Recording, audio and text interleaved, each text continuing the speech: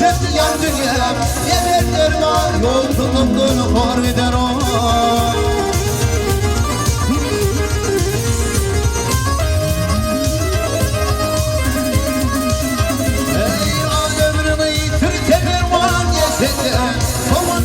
Hadi canlanır hatırında.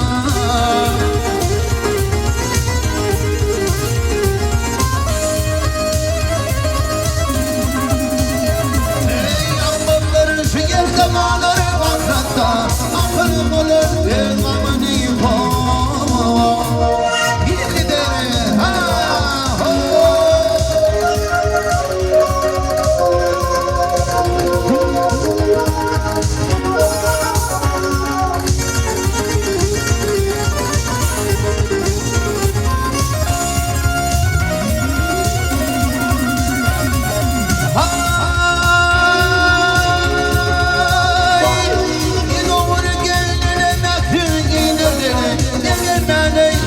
Sana gönürdüm o.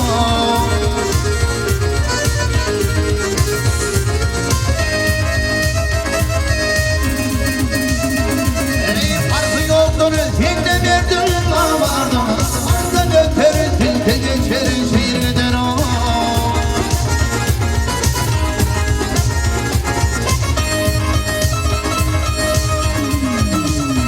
Ey malkum bunu kıyıştı bile barışma.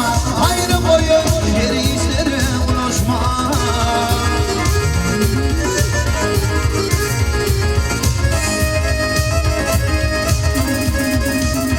Ey yaşı yamanı gülür kendine sarışma. Niçin yerken yerken gündüm o. Hili dere ha o.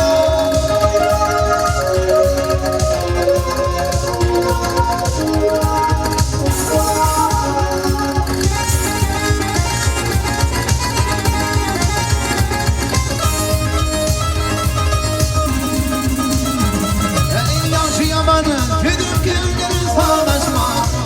Her gün konuşma bulunmuyor gidiyorum.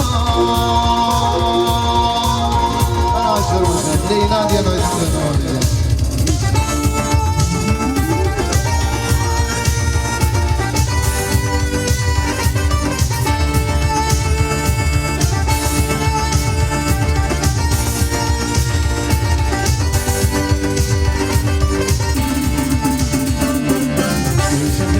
Bedeli merhemi aleyna Ancak tamam başla Yürüdün değilim Leyla Yeter bedeli